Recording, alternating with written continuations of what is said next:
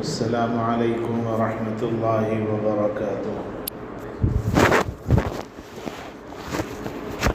الحمد للہ کفا وسلام علی عباده الذین اصطفى، اما بعد فقد قال اللہ تعالی فی القرآن المجید: اعوذ باللہ من الشیطان الرجیم، بسم اللہ الرحمن الرحیم۔ المال والبنون زینۃ الحیاۃ الدنیا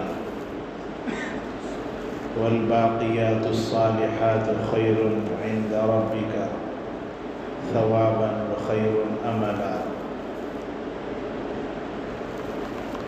وقال النبی صلی اللہ تبارک وتعالی علیہ وسلم: کلکم راع وکلکم مسئول عن رعیتہ، اور کما قال علیہ الصلاۃ والسلام۔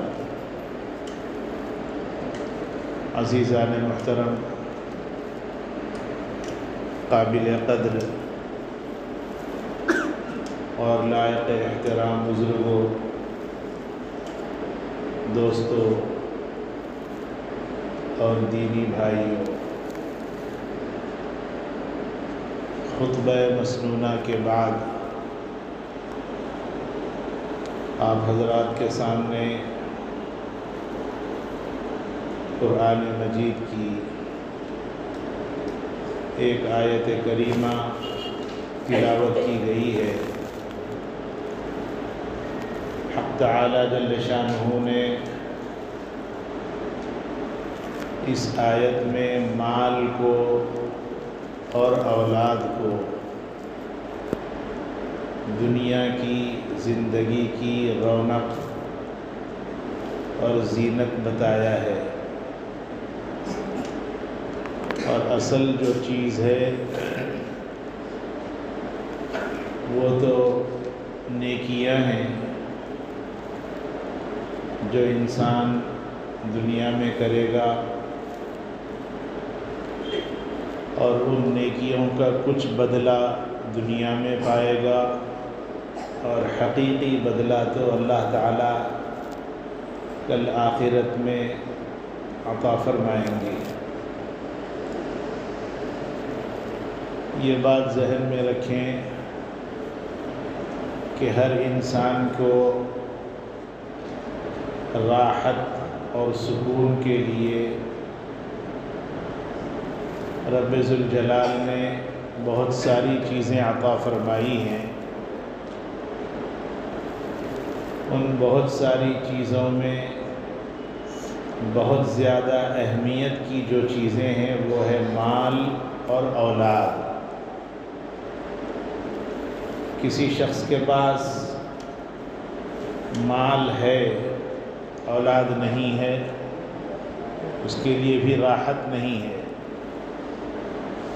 اور کسی کے پاس مال نہیں ہے، اولاد ہے، وہ بھی راحت کا سبب نہیں بن سکتا۔ ہاں، جس کے پاس مال بھی ہے اور اولاد بھی ہے،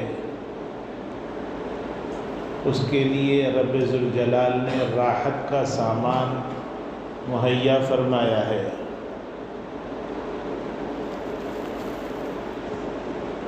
قرآن مجید میں یا احادیث مبارکہ میں اولاد کو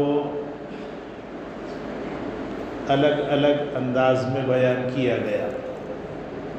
جیسے ایک جگہ پر سورہ انفال میں اللہ تعالیٰ نے ارشاد فرمایا کہ تمہارا مال اور تمہاری اولاد آزمائش کی چیز ہے، انما اموالکم واولادکم فتنہ واللہ عندہ اجر عظیم، اور اللہ اس کے پاس بہت بڑا اجر اللہ نے تیار کر رکھا ہے۔ سورہ تغابن میں اللہ تعالیٰ نے ارشاد فرمایا: یا ایھا الذین آمنوا ان من ازواجکم و اولادکم عدوا لکم فاحذروہم کہ اے ایمان والو، تمہاری بیویاں اور تمہاری اولاد تمہاری دشمن ہے، ان سے سنبھل کر رہو۔ وَإِن تَعْفُوا وَتَصْفَحُوا وَتَغْفِرُوا فَإِنَّ اللَّهَ غَفُورٌ رَحِيمٌ۔ اور اگر تم اپنی اولاد کی غلطیوں کو اور اپنی بیوی کی غلطیوں کو نظر انداز کر دو، معاف کرنے کی عادت ڈال لو، تو بہتر ہے تمہارے لیے، اللہ تعالیٰ معاف کرنے والے ہیں۔ ماں باپ کو اللہ تعالیٰ نے ذمہ دار قرار دیا ہے اولاد کے معاملے میں۔ ایک بچہ ہو، 2 بچے ہوں، 4 ہوں، پھر بچوں میں بچے مذکر ہوں یا بچیاں ہوں، اولاد میں سب شامل ہیں۔ سب کی تعلیم اور تربیت کی ذمہ داری رب ذوالجلال نے ماں باپ پر ڈالی ہے۔ تعلیم میں دنیاوی تعلیم مراد نہیں ہے، دینی تعلیم مراد ہے، کہ اپنی اولاد کی دینی تعلیم کی تربیت کی فکر کرنا ماں باپ کی ذمہ داری ہے۔ دینی تعلیم میں حافظ قرآن بنانا، عالم دین بنانا شرط نہیں ہے، یہ تو اپنا شوق ہے آپ کا کہ آپ اپنی آخرت کی فکر میں بچوں کو عالم اور حافظ بنا دیں، یہ اعلیٰ درجے کی بات ہے۔ باقی بچوں کو ایمانیات سکھانا، یعنی ایمان جس سے انسان ایمان میں رہتا ہے، مومن کہلاتا ہے، اور اسلامیات جس سے انسان اسلام پر زندہ رہتا ہے اور جس سے انسان مسلمان کہلاتا ہے، ایسی بیسک اور موٹی موٹی باتیں سکھانا ماں باپ کی ذمہ داری ہے۔ اللہ کون ہے؟ اسکول والے نہیں سکھائیں گے۔ اللہ کے نبی صلی اللہ علیہ وسلم کا مقام اور مرتبہ کیا ہے؟ اسکول والے نہیں سکھائیں گے، اس لیے کہ اسکول والوں کو بھی نہیں معلوم اللہ کیا ہے، اور اسکول والوں کو بھی حقیقت میں نہیں معلوم حضور صلی اللہ علیہ وسلم کا مقام اور مرتبہ کیا ہے۔ اسکول ان لوگوں نے کھولا ہے جن کے پاس نالج ہے، جن کے پاس تعلیم ہے، جن کے پاس ہنر ہے، جن کے پاس بچوں کو پڑھانے کا سلیقہ ہے، جن کے پاس کچھ سرمایہ ہے، مال ہے، ان کی اپنی جائیداد ہے، اس جائیداد میں انہوں نے اسکول کھول دیا۔ ان کا مقصد یہ نہیں ہے کہ بچوں کو مسلمان بنائیں، ان کا مقصد یہ نہیں ہے کہ بچوں کو اسلام سکھائیں۔ اسلام اور ایمان یہ چیزیں تو اللہ تعالیٰ نے ماں باپ کے ذمہ ڈالی ہیں، اور ماں باپ اس کے مکلف ہیں، پابند ہیں، سکھاتے ہیں تو اجر و ثواب کے مستحق ہوں گے۔ اور اگر ماں باپ اپنے بچوں کی ڈھنگ سے اسلامی تربیت نہیں کرتے تو ایسی صورت میں ماں باپ سے اللہ تعالیٰ ضرور بالضرور سوال فرمائیں گے۔ سیدنا یعقوب علیہ السلام انہوں نے اپنے بچوں کو دین سکھایا، اور حضرت ابراہیم علیہ السلام کی نسل میں یہ آئے۔ پھر حضرت یعقوب علیہ السلام کی جب موت کا وقت آیا، زندگی میں چونکہ سکھایا تھا اس لیے موت کے وقت میں وہی باتیں پوچھیں۔ ہم لوگ زندگی میں بچوں کو مال سکھاتے، دنیا سکھاتے، جس کی وجہ سے موت کے وقت میں جو وصیت کرتے وہ وصیت بھی ہم لوگ مال کی، فلاں جائیداد فلاں کی، فلاں جائیداد فلاں کی، یہ وصیتیں ہم لوگ کرتے ہیں۔ سیدنا یعقوب علیہ السلام جو حضرت یوسف علیہ السلام کے والد ہوتے تھے، انہوں نے اپنے بچوں کو اپنی موت کے وقت میں جو باتیں وصیت کی اور جو باتیں سمجھائی ہیں، اس کو اللہ تعالیٰ نے سورہ بقرہ میں بیان فرمایا، ام کنتم شہداء اذ حضر یعقوب الموت۔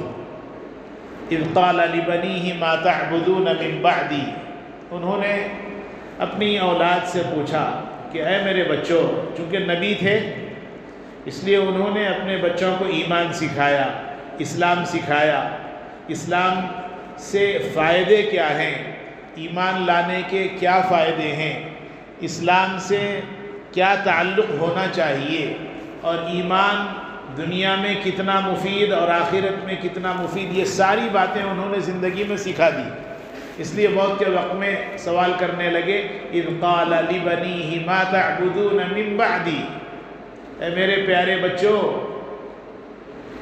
میرا تو وقت آ گیا، ہر شخص کو موت کا مزہ چکھنا ہے، میں تو جا رہا ہوں اللہ کے پاس، جو کام اللہ نے میرے ذمے دیا تھا وہ کام تو میں نے کر لیا، عوام کو جو میری امت تھی ان کو بھی میں نے سکھایا، اور چونکہ تم لوگ اولاد ہو، میرے فرد ہو، میرے خاندان کے ہو اور میری ذریت اور میری نسل میں ہو، اس لیے میں نے تم کو بھی سکھایا۔ اذ قال لبنیہ ما تعبدون من بعدی، میرے بعد کس کی عبادت کرو گے، کس کی پرستش کرو گے، اور کس کے سامنے جھکو گے، کس سے مانگو گے؟ قالوا نعبد الہک و الہ آبائک ابراہیم و اسماعیل و اسحاق الہ واحدا، بیٹوں نے کہا ابا جان پریشان نہ ہو، ہمارے ایمان اور ہمارے اسلام کے معاملے میں فکر مند نہ ہو، آپ نے جو سکھایا اسی پر قائم رہیں گے۔ آپ کے باپ دادا ابراہیم اور اسماعیل اور اسحاق نے جو آپ کو سکھایا اور آپ نے جو ہم کو سکھایا اس پر قائم رہیں گے ابا جان، ایمان کا سودا نہیں کریں گے، اسلام کا سودا نہیں کریں گے، کفر اور شرک سے دور رہیں گے، عبادت اس خدا کی کریں گے جو خدا آپ کا بھی اور ہمارا بھی ہے، پرستش اسی خدا کی کریں گے جو خدا آپ کو بھی اور ہم کو بھی دیتا ہے اور دیتا رہے گا، اسی کی عبادت کریں گے۔ وَنَحْنُ لَهُ مُسْلِمُونَ، اور ابا جان سن لیجیے ہم اس کے فرما بردار بن کر رہیں گے، جب تک رہیں گے اس کے ہو کر رہیں گے، اور جب موت کا وقت آئے گا تو بھی اسی کے نام پر مریں گے۔ سیدنا ابراہیم علیہ السلام نے ایسی تربیت کی تھی، یعقوب علیہ السلام نے ایسی تربیت کی تھی، اور ایسی ہی تربیت ہم سب کو اپنی اولاد کے معاملے میں کرنا چاہیے۔ میں ایک بات ہمیشہ عرض کرتا ہوں، مال مقدر سے ملے گا، اور اسلام اور ایمان محنت سے ملے گی۔ ایمان اور اسلام اس کا تعلق ہے محنت سے، آپ محنت کریں گے ایمان آپ کے اندر آئے گا، ایمان کی حفاظت ہوگی، اعمال کا شوق پیدا ہوگا، اعمال کرتے رہیں گے اور اعمال سے لذت اور اعمال سے فائدہ اٹھاتے رہیں گے۔ اور مال کے لیے محنت کی ضرورت کم ہے، مقدر اللہ تعالیٰ نے جس کے لیے جو لکھ دیا وہ اس کو مل کر رہے گا۔ ایک وقت کا کھانا بھی اگر باقی ہے کسی کا تو موت نہیں آتی، اللہ کا ضابطہ ہے۔ ہر انسان کے لیے اللہ تعالیٰ نے مال مقدر میں لکھ دیا، کسی کو مالدار ہونا لکھا، کسی کو کم مال والا لکھا، جس کے لیے اللہ نے جو طے فرمایا وہ ہو کر رہے گا۔ کتنے نوابزادوں کو آپ دیکھ لیجئے، پڑھے لکھے نہیں ہیں مگر ان کے اکاؤنٹس میں اور ان کے نام پر کروڑوں کی جائیدادیں ہیں۔ کیوں؟ اس لیے کہ ایک نواب کے گھر میں اللہ نے ان کو پیدا کر دیا، باقی کوئی انہوں نے کمال کا کام نہیں کیا۔ اس لیے یاد رکھیں، اپنے اعمال کے لیے فکر کرتے رہنا اور اپنے اعمال کے معاملے میں ہمیشہ فکر مند رہنا۔ صبح کا اگر ہم کھا گئے تو دوپہر کی ہم لوگ جیسے فکر کرتے ہیں، دوپہر کا اگر کھا لیے تو شام کی جیسے فکر کرتے ہیں، اس سے زیادہ اپنے اعمال کی فکر کرنا چاہیے کہ میں اللہ کو کیسے مناؤں، یہ کام میں نے کیا مگر یہ اللہ کی بارگاہ میں مقبول ہوا یا نہیں ہوا، پھر کرنا چاہیے۔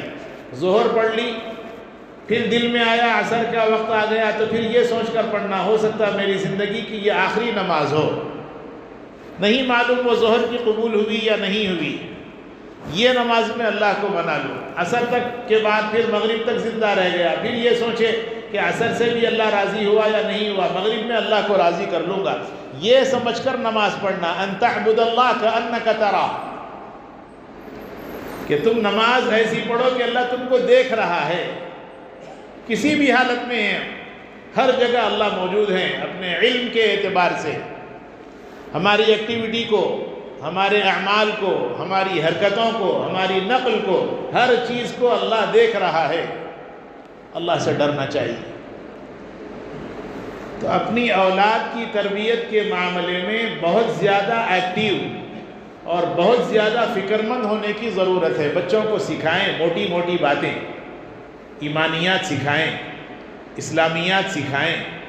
ایمانیات میں اللہ ایک ہے، اللہ کے سوا کوئی نہیں ہے، عبادت کے قابل وہی ہے، دینے والا وہی ہے، مریض بھی وہی بناتا ہے، شفا یاب بھی وہی کرنے والا ہے، کھلاتا ہے، پلاتا ہے، ہر ضرورت ہماری اللہ ہی پوری کرتے ہیں۔ کوئی کام ہمارا نہیں بنتا تو ہمارے کام نہ بننے میں اللہ کی حکمت یہ ہے کہ ہو سکتا ہے وہ کام ہمارے لیے بہتر نہ ہو۔ یہ موٹی موٹی بیسک باتیں ہماری زندگی میں ہونی چاہیے۔ ایمان مجمل، ایمان مفصل کبھی کبھار پڑھتے رہیے۔ آمنت باللہ کما ہوا باسمائہ وصفاتہ وقبلت جمیع احکامہ، میں اللہ پر ایمان لے آیا اور اللہ تعالیٰ جیسے فرماتے ہیں ویسے کروں گا، سارے احکامات قبول کروں گا، جن کاموں کے کرنے کا حکم دیا وہ کرتے رہوں گا، اور جن کاموں سے بچنے کا حکم دیا گیا اس سے بچتے رہوں گا۔ اور ایمان مفصل، آمنت باللہ وملائکتہ وکتبہ ورسلہ والیوم الآخر والقدر خیرہ وشرہ من اللہ تعالی والبعث بعد الموت، اللہ پر ایمان لایا، رسولوں پر ایمان لایا، کتابوں پر ایمان لایا، فرشتوں پر ایمان لایا، اور خیر اور شر کے اللہ نے جو فیصلے فرمائے اس کے اوپر بھی میرا ایمان ہے۔ اور کل، آج تو مر جاؤں گا، کل جب قبر سے اللہ تعالیٰ اٹھانے والے ہیں اس وقت میں بھی اٹھنے پر میرا یقین ہے، اللہ ضرور بھی ضرور قادر ہے اٹھانے پر۔ تو کبھی کبھار اس کا مذاکرہ بھی ہوتے رہنا، بیوی بچے اگر ہیں تو ان کے سامنے مذاکرہ ہو جائے، دوست احباب میں بھی کبھی اللہ کے دین کا اور اللہ کی نعمتوں کا تذکرہ ہو جائے۔ یوں ہی کھاتے پیتے رہنا، جانور بھی کھا لیتے ہیں، غیر مسلم جو اللہ کو نہیں مانتے وہ بھی کھا لیتے ہیں اور پی لیتے ہیں۔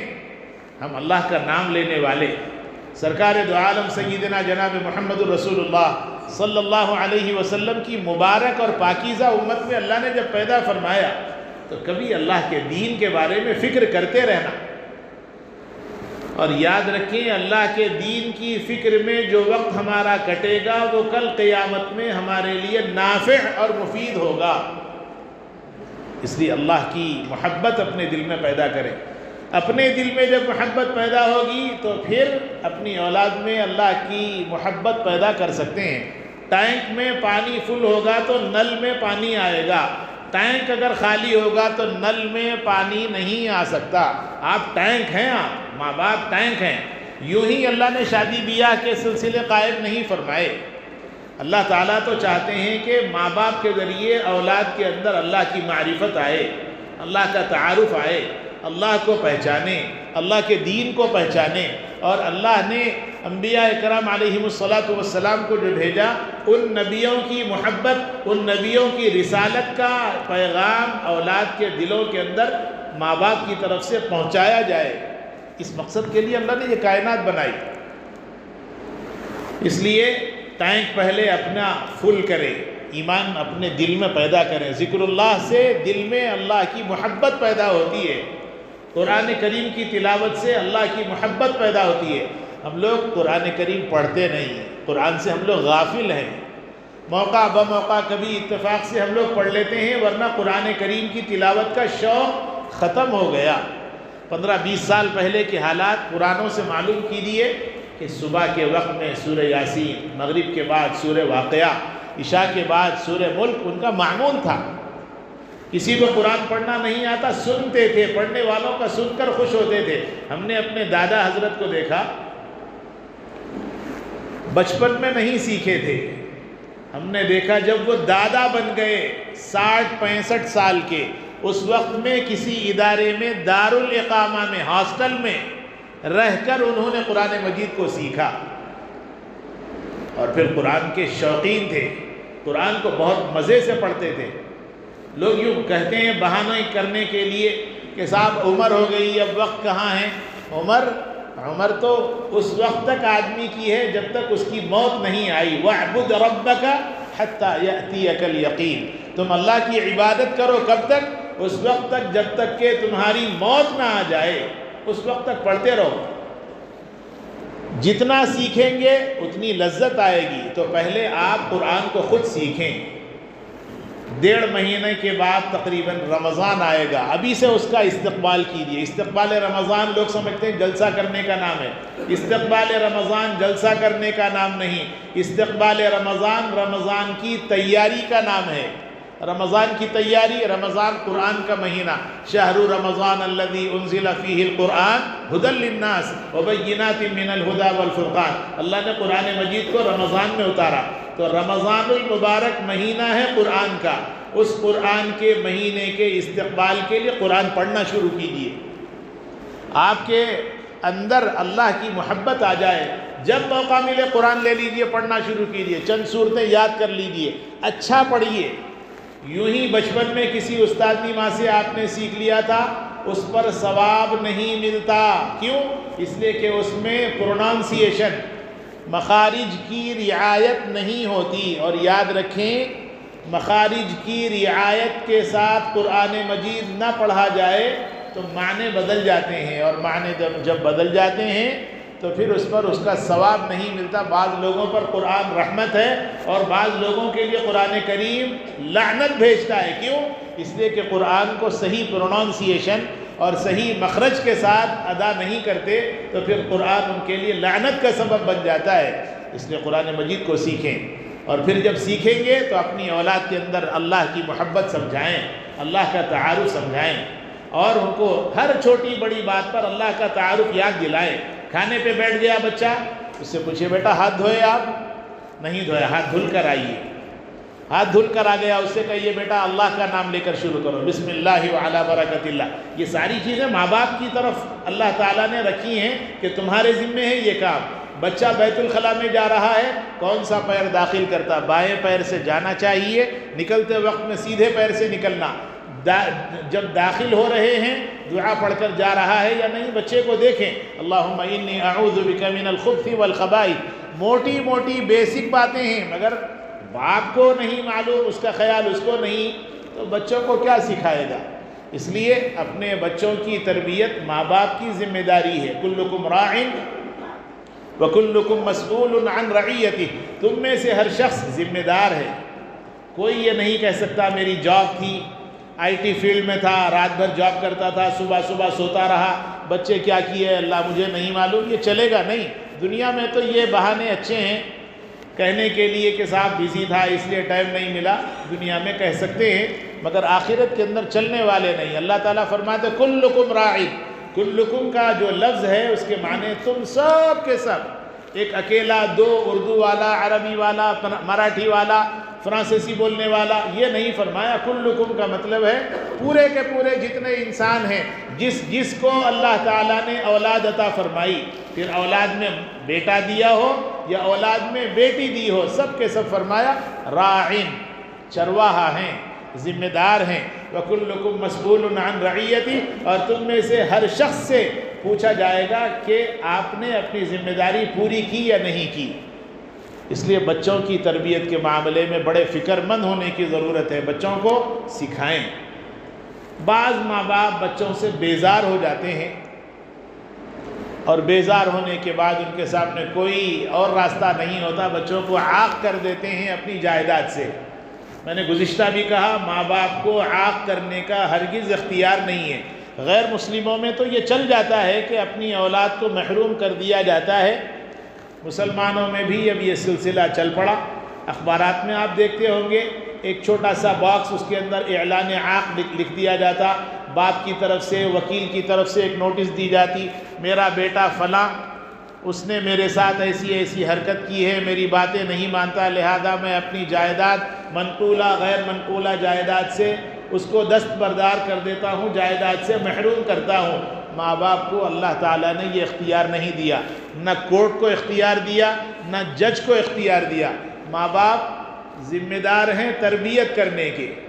اگر بچوں نے کوئی غلطی کی ہے تو بچوں کی غلطی میں بھی ماں باپ کا قصور ہوتا ہے۔ یاد رکھیں، بچے ماں باپ کو دیکھ کر زندگی گزارتے ہیں۔ بچے کے اندر عام طور پر باپ کی عادتیں اور بچی کے اندر عام طور پر ماں کی عادتیں آتی ہیں۔ عام طور پر کبھی اس سے بدلاؤ بھی ہو سکتا ہے، مگر عمومی جو بات ہے وہ یہ ہے کہ بچے کے اندر باپ کی عادتیں اور بچی کے اندر ماں کی عادتیں ہوتی ہیں۔ بچہ ہو یا بچی ہو، یہ آپ کا نام نکالنے والے لوگ ہیں۔ ان کی قدر کرنا، ان کی اچھی سے اچھی تربیت کرنا، کبھی سختی کی ضرورت پڑی ضرور سختی کرنا۔ حدیث شریف میں ہے، اللہ کے نبی صلی اللہ علیہ وسلم نے ارشاد فرمایا، رحم اللہ تعالیٰ اس شخص پر رحم فرمائے جو اپنی بیوی بچوں کی تربیت کے لیے لکڑی رکھے یا کوڑلا لٹکائے رکھے، کبھی ان کو ضرورت پڑے تو اس سے ڈرائے۔ فرمایا اللہ اس پر رحم فرمائے۔ تو بچوں کی تربیت، اسکول نہیں گیا، کوئی بہت بڑا جرم اس نے نہیں کیا، نماز چھوڑا بہت بڑا جرم کیا، کھانا کھانے سے پہلے ہاتھ نہیں دھویا بہت بڑا جرم کیا، قرآن نہیں پڑھا بہت بڑا جرم کیا۔ دینی چیزوں کو چھوڑنا بہت بڑا جرم ہے، دنیا کی چیزوں کو چھوڑنا بہت بڑا جرم نہیں ہے، مگر افسوس اس بات کا ہے کہ ہم لوگ دنیا کی چیزوں کو تو بہت بڑا جرم سمجھتے ہیں اور دینی چیزوں کو چھوڑنے پر جرم نہیں سمجھتے۔ خود نماز ہم لوگ نہیں پڑھتے، بیوی نہیں پڑھتی، بچے نہیں پڑھتے، ماں باپ نہیں پڑھتے اور اس کو جرم نہیں سمجھتے۔ یاد رکھیں، ایک مرتبہ اگر نماز چھوڑتے ہیں تو برسوں جہنم میں جلنا ہوگا۔ وَكُنَّا نَخُوضُ مَعَ الْخَائِضِينَ وَكُنَّا نُكَذِّبُ بِيَوْمِ الدِّينِ حَتَّى أَتَانَا الْيَقِينُ۔ دوستو قرآن پڑھیں، قرآن میں اللہ نے ہر بات کھول کھول کر رکھی۔ مَا سَلَكَكُمْ فِي سَقَرَ، جہنم میں کیوں آ گئے؟ سورہ مدثر 29واں پارہ ہے، مَا سَلَكَكُمْ فِي سَقَرَ، کیوں آ گئے جہنم میں؟ قَالُوا لَمْ نَكُ مِنَ الْمُصَلِّينَ، اس لیے کہ ہم لوگ نماز نہیں پڑھتے تھے۔ نماز چھوڑنے والوں کے لیے اللہ تعالیٰ نے واضح عذاب بیان فرما دیا کہ جہنم میں ڈالے جائیں گے۔ یہ سورہ مدثر کے دوسرے رکوع کی آیتیں ہیں، مَا سَلَكَكُمْ فِي سَقَرَ، کہ بھائی آپ لوگ تو اچھے لوگ تھے نا، کالونی میں رہتے تھے اور آپ لوگوں کی تو اچھی حیثیت تھی دنیا میں، یہاں کیوں آ گئے؟ قَالُوا لَمْ نَكُ مِنَ الْمُصَلِّينَ، ہماری صرف غلطی یہ ہے ہم لوگ نماز نہیں پڑھتے تھے۔ قَالُوا لَمْ نَكُ مِنَ الْمُصَلِّينَ وَلَمْ نَكُ نُطْعِمُ الْمِسْكِينَ، کوئی غریب آ گیا ہم اس کو کھلاتے نہیں تھے۔ وَكُنَّا نُكَذِّبُ بِيَوْمِ الدِّينِ، اور ہم دین کی باتوں کو جھٹلاتے تھے۔ خطیب صاحب بیان کرتے تھے، امام صاحب بیان کرتے تھے، ان کی باتوں کو ہم لوگ یوں ہی چھوڑ دیتے تھے۔ حَتَّى أَتَانَا الْيَقِينُ، یہاں تک کہ یہ موت کا وقت آ گیا، ہم کو سمجھ میں بھی نہیں آیا خطیب صاحب کیا بولتے تھے، امام صاحب کیا بولتے تھے، اب پکڑے گئے۔ أَرَأَيْتَ الَّذِي يُكَذِّبُ بِالدِّينِ میں بھی اللہ نے فرمایا، أَرَأَيْتَ الَّذِي يُكَذِّبُ بِالدِّينِ فَذَلِكَ الَّذِي يَدُعُّ الْيَتِيمَ وَلَا يَحُضُّ عَلَى طَعَامِ الْمِسْكِينِ فَوَيْلٌ لِّلْمُصَلِّينَ، ہلاکت ہے ان نمازیوں کے لیے، الَّذِينَ هُمْ عَنْ صَلَاتِهِمْ سَاهُونَ، جو نماز کے معاملے میں کوتاہی کرتے ہیں، پڑھتے ہیں کوتاہی کے ساتھ۔ چھوڑنے والوں کے لیے تو بہت بڑی سزا ہے، اس لیے دوستو نماز پڑھیں۔ یاد رکھیں، بچہ کوئی غلطی کرے سمجھائیے، منائیے، عاق نہ کیجیے، جائیداد سے محروم کرنے کا اختیار نہیں ہے، سمجھاتے رہیے، اکیلے میں سمجھائیے، دوسرے بچوں سے کمپیئر کر کے سمجھائیے، کہیے کہ دیکھو وہ اچھا کر رہا ہے آپ بھی ویسے ہو جائیے، سمجھاتے رہیے، آپ کا کام سمجھانا ہے۔ پانی کا قطرہ کسی پتھر پر مسلسل گرتا ہے تو گرنے سے وہاں پر نشان بنتا ہے شروع میں، بعد میں وہاں پر ایک چھوٹا سوراخ بن جاتا ہے اس پتھر پر۔ آپ بھی اپنے بچوں کو سمجھاتے رہیے اور آپ کا سمجھانا نافع ہوگا۔ ہم لوگ سمجھاتے نہیں، وقت نہیں دیتے، ہم لوگ پکنک کے لیے جاتے ہیں، ہم لوگ سیر تفریح کے لیے جاتے ہیں، نمائش کے لیے وقت ہے، ہر کام کے لیے ہمارے پاس وقت ہے، بچوں کو دین سکھانے کے لیے وقت نہیں ہے۔ یاد رکھیں، بچے یہ آپ کے لیے دنیا میں بھی اور یہ بچے آپ کے لیے آخرت میں بھی سب کچھ ہوں گے۔ پڑوسی، رشتہ دار، سسرال والے، بھائی بہن، یہ سب سیکنڈری ہیں۔ پرائمری جو رشتہ ہے وہ بیوی بچے، اس کا اپنا پرائمری رشتہ ہے۔ بچوں کی کوئی غلطی ہو گئی نظر انداز کیجیے، معاف کیجیے، معاف کیجیے، ایک نہیں، دو نہیں، 3، معاف کرتے جائیے۔ الا تحبون ان یغفر اللہ لکم، اللہ کا ضابطہ علی الاعلان ہے کہ تم دنیا میں بچوں کی غلطیوں کو معاف کرو اور امید رکھو اللہ تم کو کل قیامت میں معاف کرے گا۔ اور اگر تم آج بچوں کی غلطیوں کو معاف نہیں کرتے تو امید نہ رکھو اللہ سے معافی کی، اس لیے کہ اللہ اگر تم یہاں کسی کو معاف کرنے کی ہمت نہیں کرتے تو کل اللہ بھی معاف کرنے سے اپنے آپ کو بچائے گا۔ اس لیے معاف کیجیے، بچوں کی غلطیوں کو معاف کیجیے۔ بچے نے بڑی غلطی کی ہے، چند دن منہ بنائے رکھیے، اس سے بات نہ کیجیے، سامنے مت آنے دیجیے، سب کیجیے، مگر ایک دن اس کو سمجھائیے، اپنے قریب کیجیے، اس سے گلے ملیے، اس کو اپنے سینے سے لگائیے اور کہیے بیٹا تمہارے اس عمل سے میری ناک کٹ گئی، خاندان میں، رشتہ داروں میں، لوگوں میں، اے اللہ اے میرے بیٹے ایسا مت کر، اللہ مجھ سے راضی ہو جائے۔ اور اس کے بعد اس کو سمجھائیے۔ بیٹی سے بھی کوئی غلطی ہو گئی تو اس کو معاف کیجیے، معاف کیجیے۔ یاد رکھیں یہ اولاد آپ کی اپنی اولاد ہے، بیٹا ہو یا بیٹی، ان کی جو نسل چلے گی اس سے آپ کی پہچان ہونے والی ہے۔ اس لیے بچوں کو معاف کرنے کی عادت ڈالیں۔ تربیت کے وقت میں کوئی کوتاہی آپ نے کی ہے، اس کی وجہ سے اگر کوئی غلطی ہو گئی تو آپ معاف کیجیے۔ اللہ فرماتے ہیں سورہ تغابن میں، یا ایھا الذین آمنوا ان من ازواجکم واولادکم عدوا لکم فاحذروہم وان تعفوا وتصفحوا وتغفروا فان اللہ غفور رحیم۔ اللہ فرماتے ہیں بیٹوں نے کوئی غلطی کی، بیوی نے کوئی غلطی کی ہے، معاف کرو، معاف کرو۔ اور پھر فرمایا معاف کر دینا اچھا ہے، اس لیے کہ اللہ معاف کرنے والے ہیں۔ اس لیے اولاد کے معاملے میں فکر مند ہو جائے، اپنے بچوں کو اسلامیات سکھائیں، ایمانیات سکھائیں، دین پر چلنے کے لیے خود تیار ہو جائیں اور اپنے بچوں کو بھی دین پر چلانے کے لیے اپنے آپ کو آمادہ کرنے کی ضرورت ہے۔ اور یاد رکھیں دنیا یہ ختم ہونے والی ہے، کل آخرت میں جو چیز کام آئے گی وہ اسلام ہی ہے، وہ ایمان ہی ہے، اس پر خود چلیں اور اپنی اولاد کو اور اپنی بیوی کو اس اسلام پر اور اس ایمان پر چلانے کے لیے فکر کرتے رہنے کی ضرورت ہے۔ حق تعالی جل شانہ سے دعا ہے اللہ اپنے فضل سے ہم سب کو اپنی اولاد کے حق میں دینی فکر کرنے کی توفیق نصیب فرمائے۔ اولاد کے حق میں جو غلطیاں ہوتی ہیں اللہ تعالیٰ اس کو معاف فرمائے، اور اولاد کی طرف سے جو کچھ غلطیاں ہوتی ہیں اس کو معاف کرتے رہنے کی ماں باپ کو توفیق اور سعادت مقدر فرمائے۔ دین پر چلنا ہم سب کے لیے آسان فرمائے اور دین کے اوپر مرنے اور مٹنے کا جذبہ ہم سب کے لیے پیدا فرمائے۔ ہم سب کو عمل صالح کی توفیق نصیب فرمائے۔ وآخر دعوانا الحمد للہ رب العالمین۔